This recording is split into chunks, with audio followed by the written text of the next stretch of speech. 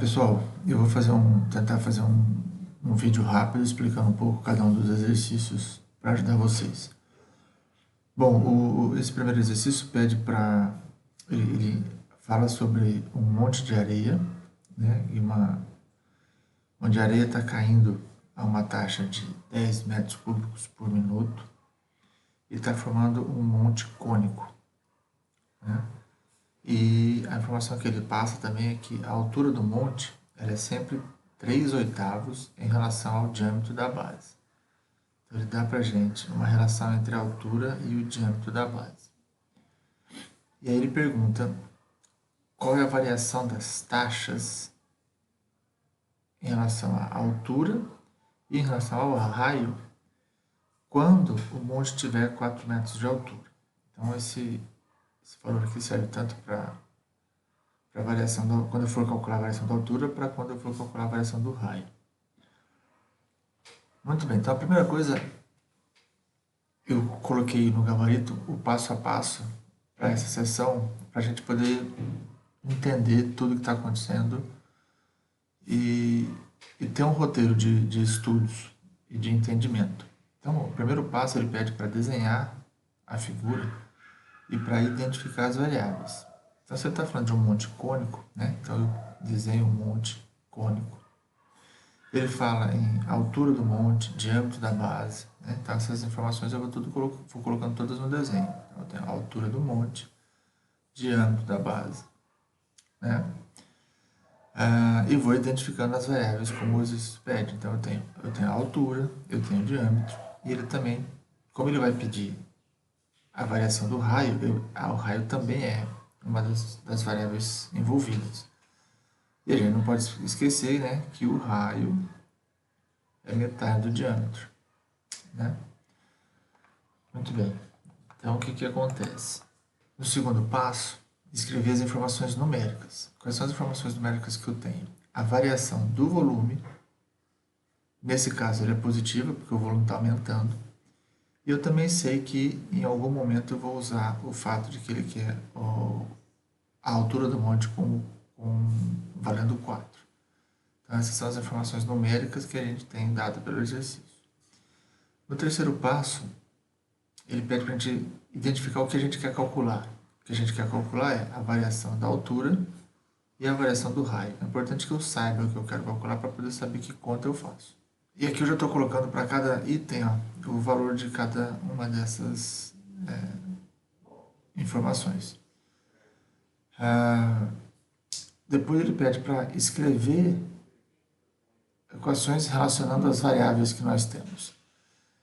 Nesse caso, a gente vai precisar de duas equações.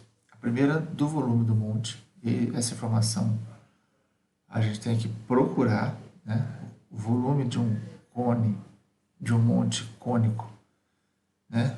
Do cone, daquele conezinho que está lá. Ele é 1/3 de π r ao quadrado vezes h, então essa informação eu preciso ter. E ele também diz que a altura é 3/8 do diâmetro.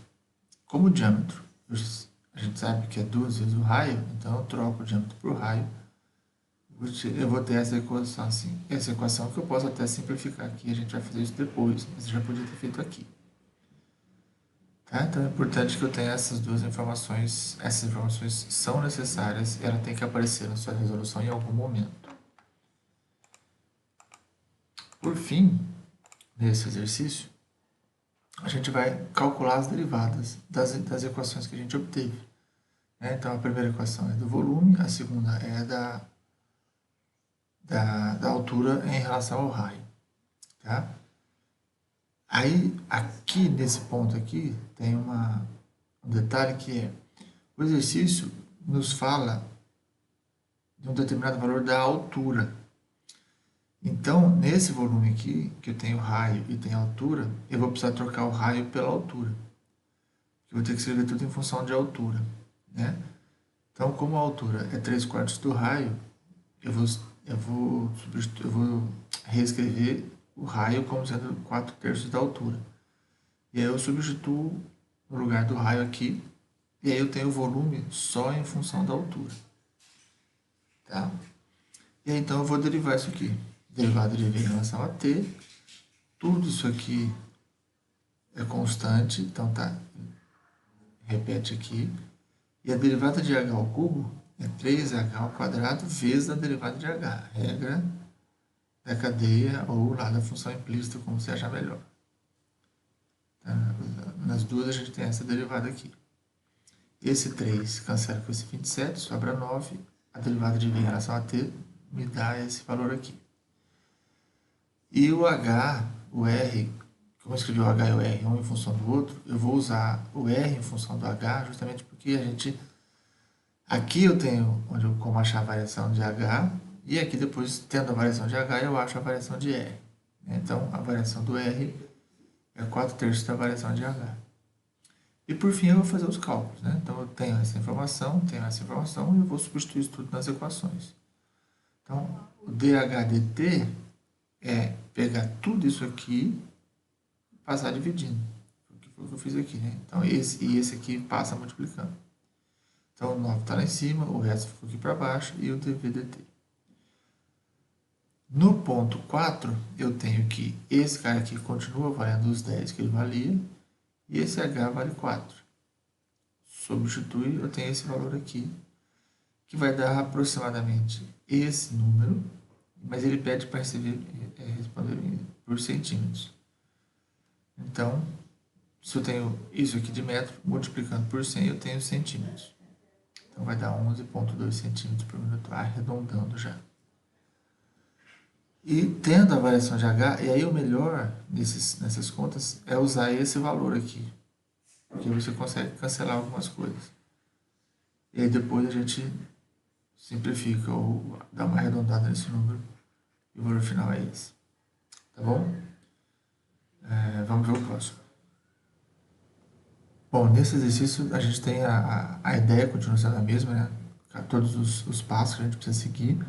Só vamos entender o que está acontecendo aqui. Então, nesse caso, a gente tem um bote que está sendo puxado, essa informação aqui é muito importante, por uma corda presa à proa de um cais. E essa corda está 6 pés acima do barco. Da proa do barco aqui, nesse ponto. Muito bem, o que ele pede é a velocidade do bote. A gente não pode esquecer que velocidade é a taxa de variação da distância e a taxa de variação do ângulo, que é esse ângulo aqui. Tá? Ambos, quando 10 pés de corda já foram puxados. Tá? Muito bem, o primeiro passo então, o desenho já foi oferecido pelo problema, então a gente não vai precisar desenhar isso aqui. Então não estou atribuindo valor para o desenho. Mas a identificação das variáveis é importante. Quais são as variáveis que a gente tem? O comprimento da corda, você pode dar o nome que você quiser. Θ já tinha, mas essa é uma variável que a gente vai usar. E eu chamei de x a distância do barco até o ponto lá do cais onde está amarrada a corda. Né? Porque é a variação disso aqui que eu quero calcular, que é justamente a velocidade. Então essa variável tem que estar no problema. Então, identificando as variáveis, eu tenho essas 3 variáveis que precisam aparecer aqui. O segundo são as informações numéricas. Nesse caso, eu tenho aqui a variação do comprimento da corda, uma vez que ela é puxada, ou seja, se ela está sendo puxada, a corda está diminuindo de tamanho, então ela tem que ser negativa. E é de 2 pés por segundo. E ele quer saber isso tudo, as contas todas que ele quer saber é quando o tamanho da corda for de 10 pés. Essa informação ficou um pouco dúbia, mas essa informação diz respeito a esse tamanho aqui. Tá? Ou seja, quando esse tamanho for 10. Tá? Vamos ver o que nos aguarda. Muito bem, agora eu vou escrever o que eu quero encontrar. O que eu quero encontrar é a velocidade do bote. Velocidade do bote é taxa de variação da distância. Nesse ponto. Então, o que eu quero calcular é isso aqui. Taxa de variação da distância. E taxa de variação do ângulo, que é isso aqui. Também para quando c é igual a 10. Então, escreveu isso aqui em algum lugar do seu exercício. Tá feito Bom, equações relacionadas com as variáveis. Como a gente tem lá um triângulo, né, que é C, que é 6 e que é X, eu vou relacionar essas pessoas com Pitágoras. Além disso, eu tenho o θ aqui. E aí, para relacionar o θ, eu vou usar cosseno. Então, eu tenho essa relação também. Então, essas duas relações precisam aparecer no exercício. Por fim, quase no fim, desculpa, como é que eu calculo as derivadas? Então, eu vou calcular a derivada dessas duas equações aqui, ó, 1 e 2. Então, da equação 1, do lado de cá, 2c, derivada de c em relação a t, regra da cadeia.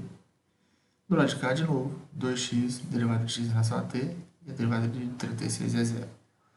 Faço os ajustes, eu chego nessa equação aqui, ó. Só que eu não tenho valor para x, né? Porque ele só me dá o valor para c. Então, eu preciso escrever o x em função de c, justamente usando a mesma equação. Tá? Então, daqui dessa equação, eu tiro esse valor aqui. Teoricamente, ele valeria mais ou menos, né, essa raiz, mas como ele é positivo, por ser um complemento, fica só o positivo. Substituo aqui, eu tenho essa equação final. Essa é a derivada que eu quero. E a outra equação, quando eu derivo, a derivada de cosseno é menos seno, vezes a derivada de θ. Do lado de cá, eu vou derivar, c também depende de t, então menos 1 sobre c quadrado, derivada de c em relação a t, vezes o 6 que já estava lá. Então, ajustando, fazendo as álgebras, a gente chega nessa quarta equação. Então, as equações que você tem que ter no seu exercício são essas e essa aqui. E por fim, como é que fica a nossa resolução? Então, a gente sabe que dc dt é menos 2 e c igual a 10. Eu vou jogar isso tudo nos valores, tá? Jogo lá no c, no dc dt, e eu chego na variação da distância, que é a velocidade. Ou seja, ele está diminuindo a velocidade. A variação está diminuindo. E a variação de θ vai dar, quando eu jogo esses valores todos aqui, né? Substituo os valores, porque aqui eu tenho o valor de C, eu poderia trocar lá, eu só fiz a troca aqui, dá a mesma, e esse é o valor de θ dt. Tá? Essa é a mesma substituição que eu tinha feito antes, eu poderia ter feito aqui também. Como eu já tinha feito antes, eu deixei o x aqui, que é esse valor. O que é importante é que você não precisa fazer exatamente como eu fiz, mas a sua resolução precisa ter os mesmos elementos que eu coloquei aqui. Todos esses elementos que eu coloquei aqui são importantes que apareçam na sua resolução. Vamos para a seção 4.1 agora. Bom, os primeiros 6 exercícios da seção 4.1, eu pedi para fazer todos porque eles são rápidos, né? Eles são só de observação. A questão é olhar para os exercícios e verificar se a função tem algum valor extremo absoluto no intervalo AB. Tá? Quando a gente olha para essa primeira função, a gente observa que nesse valor aqui, a gente tem um mínimo, né? E nesse ponto aqui a gente tem um máximo. Tá? Então ela tem mínimo em C2, máximo em B. E ela tem, porque ela é contínua no intervalo. Ter máximo e mínimo não significa que a função seja contínua. Sendo contínua, eu garanto que existe máximo e mínimo. Como ela é contínua, então eu realmente tinha que ter esses dois pontos. Nesse caso também, ela é contínua em todo o intervalo, então eu tenho que ter máximo e mínimo. E a gente observa que ela tem máximo aqui e o mínimo em B. Nesse caso, o que está acontecendo? A função ela não é contínua no A e no B. Ela só tem esses dois pontos de descontinuidade, que seriam justamente os pontos onde ela teria mínimo. Então, ela tem o máximo, veja que ela não tem derivada nesse ponto, mas ela é contínua. Então, ela tem máximo nesse ponto, mas ela não tem contínuo, não tem mínimo, porque ela não é contínua justamente nos pontos onde ela seria, onde seriam os menores valores. Então, é importante que você diga aqui onde ela tem máximo e dizer que ela não tem mínimo, porque ela não é contínua nesses pontos. Nesse caso, o que acontece? Ela também não tem, nesse caso ela não tem nem máximo nem mínimo. Né? Porque no ponto onde seria o máximo, ela não é contínua, e no ponto onde seria o mínimo, ela também não é contínua. Né? Faltou um Czinho aqui, depois eu coloco. Tá? Então ela não tem nem máximo nem mínimo. Isso é importante deixar claro. E por fim, Nesses dois casos, nessa função aqui, ela tem mínimo absoluto nos dois pontos, né? O ponto eu posso ter mais de um ponto, de mínimo ou de máximo, porque eu não posso ter mais de um valor. Então, as duas têm o mesmo valor de mínimo, e eu tenho um máximo absoluto aqui, no ponto C. Mas observe que essa função não é contínua. Mas ter extremos não implica em ser contínuo, só o contrário. Eu posso ter função que tem máximo e mínimo e não ser contínua. O que eu não consigo é ter uma função contínua que não tenha máximo e mínimo. Isso não vai acontecer. E nesse caso eu tenho também mínimo nesse ponto aqui e máximo no x igual a A, que é esse cara aqui. Então, mesmo ela não sendo contínua, ela também tem máximo e mínimo. Tá joia? Vamos ver o 24 agora. Nesse exercício, ele pede 4 coisas. Primeiro, encontrar os valores mínimo e máximo absolutos para essa função aqui. O segundo, e também te dá esse intervalo, né? Porque tem que ter um intervalo fechado para falar de máximos e mínimos absolutos. Depois ele pede para você esboçar o gráfico, pede para você identificar os pontos no gráfico e incluir as suas coordenadas. Então eu tenho que achar máximo e mínimo, fazer gráfico, identificar ponto no gráfico e mostrar quais são as coordenadas desse ponto. Então, para fazer isso tudo, a gente tem uma série de cálculos que precisam ser feitos. Primeira coisa, eu vou identificar quem são os candidatos a ser extremos nesse intervalo. Isso está lá na teoria que a gente viu. Quem são os candidatos? Os pontos críticos no interior do intervalo e as extremidades do intervalo. Quem são pontos críticos? Os pontos onde a função, a derivada é zero ou a derivada não existe. Então, tem 2 lugares para procurar ponto crítico. E esses caras precisam estar aqui dentro.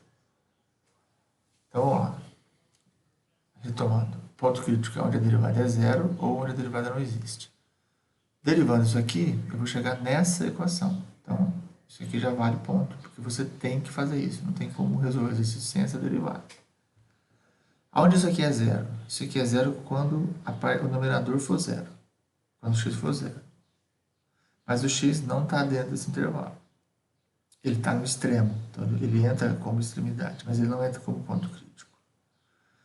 Onde a função não existe? A função não existe aonde isso que está aqui dentro da raiz for zero. Isso aqui é zero se o x for mais ou menos raiz de 5. Só que nenhum dos dois está nesse intervalo, né? Então, também não serve, que faltam mais. Certo? Então, ponto crítico são esses. Esses dois, esse e esse. São esses três. X igual a zero, x igual a mais ou menos raiz de 5. Mas nenhum deles está dentro do intervalo que o exercício pede. Tá bom? Então, ó, não tem ponto crítico no intervalo. Extremos absolutos. Opa! Quem são, então, os candidatos a extremos absolutos? São os próprios pontos críticos, mas por eles serem extremidades do intervalo, não por serem pontos críticos. Certo? Tem que ter muito bem... tem que estar muito clara essa diferença. Tá? Eles estão entrando aqui porque eles são extremidades e não porque eles são pontos críticos. Calculo o valor da função desses dois pontos. Aqui. Quando eu olho para isso, como eu só tenho esses dois para comparar, então esse cara aqui é o mínimo e esse cara é o máximo, dentro do intervalo que eu estou trabalhando. Que o intervalo é fechado. Né? Então, x igual a zero é o mínimo absoluto, x igual a menos raiz de 5 é o máximo absoluto. Quem são as coordenadas desses pontos? São essas aqui. Importante deixar, porque isso é um dos elementos que está em avaliação. Depois o gráfico. Para o gráfico, eu preciso tá, observar que essa equação é a equação da circunferência. Por quê? Porque quando eu elevo ao quadrado, do lado de cá fica com y ao quadrado, e do lado de cá eu fico com esse menos 1 ao quadrado dá 1. Essa raiz cancela com esse 2, sobra isso. Ou seja, eu chego nessa equação, que é a circunferência de centro na origem e raio raiz de 5. Então, tendo aqui a raiz de 5, aqui a equação da circunferência, que é um dos itens que eu preciso fazer, eu indico onde estão os pontos críticos. Então, esse P2 está aqui, o P1 está aqui embaixo. Tá bom? Vamos para o último. Bom, o último exercício pede para a gente construir um modelo que minimize custos. E o que ele fala? Ele fala que tem duas cidades, a 150 milhas uma da outra, e existe uma estrada antiga que fica a 50 milhas em linha reta das duas cidades. Né? A gente está simplificando aqui, a estrada é reta, aqui é tudo reto para facilitar os cálculos por enquanto. E aí ele pede para a gente encontrar, a primeira coisa, uma combinação entre modernização e nova construção. Então eu preciso achar essa função. E de forma que ela minimize os custos, ou seja, eu preciso achar o ponto de mínimo dessa construção. Tá? E aí depois ele pede para você definir claramente a localização da estrada proposta. Então o esquema que a gente montou foi esse aqui. Ó. Eu tenho o AB, eu vou ter que ligar o A até a estrada antiga e em algum momento eu vou ter que ligar de volta até o B. Tudo isso por reta para facilitar as contas. E aí eu chamei esse pedaço aqui, ó, de X. Certo? Estou imaginando que eu estou saindo daqui desse ponto, tá? E eu tenho um tamanho X aqui. E esse mesmo tamanho eu vou usar do lado de cá. Por que a gente faz isso? Também porque eu faço a conta tudo com uma única variável. Sabendo que isso aqui é X, esse Y que eu coloco aqui é justamente o tamanho da estrada nova que eu vou construir. Eu vou construir duas iguais, uma para descer até a estrada antiga e outra para subir até B. Então, quem serão esse aqui é o desenho, que já estava dado. E eu tenho essa variável que vai aparecer e esse x que é o ponto onde a estrada vai chegar. Por Pitágoras, eu organizo esses três caras aqui, nesta equação. De novo, pego o y positivo porque ele está falando de uma distância. E é importante, muito importante que eu entenda que o intervalo é esse aqui. Ó. Porque esse x só pode ir até metade. Uma vez que ele vai para lá e ele vem de lá para cá, ele vai se encontrar na metade. Então, a variação de x é de 0 até 75. Fechado. Quem é o custo da estrada? Como eu tenho dois tamanhos de y, e esse daqui é uma estrada nova, então eu vou ter 2 vezes o y vezes 500. Esse pedaço de dentro aqui é tudo menos x, ou seja, é 150 menos 2x. Como isso aqui é o tamanho da estrada nova, eu vou multiplicar isso por 500, por 300. Então, fazendo as contas, a gente chega nessa equação de custo. E o que a gente faz com isso? Muito bem. O que eu vou fazer é achar os ponto de mínimo absoluto dessa função. Para isso, eu calculo a derivada, está aqui, igual a zero. Quando é igual a zero, eu passo esses 600 por lá de lá. Depois eu passo esse está dividindo, passo multiplicando. Faço os cálculos e eu vou ter esses dois valores. Mas lembra, meu intervalo é esse. Então, dos dois, eu só vou trabalhar com o positivo. O negativo está fora. Isso é muito importante, isso tem que estar na resolução.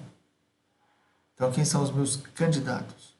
O ponto crítico que eu encontrei e os extremos. Calculo a função desses três valores. Eu fiz o cálculo desses valores aqui. E agora eu vou comparar esses valores. Aqui, ó. Esse cara é o menor dos três, então esse aqui é o mínimo absoluto. Né? Esse aqui vai ser o maior, esse vai ser o intermediário. Né?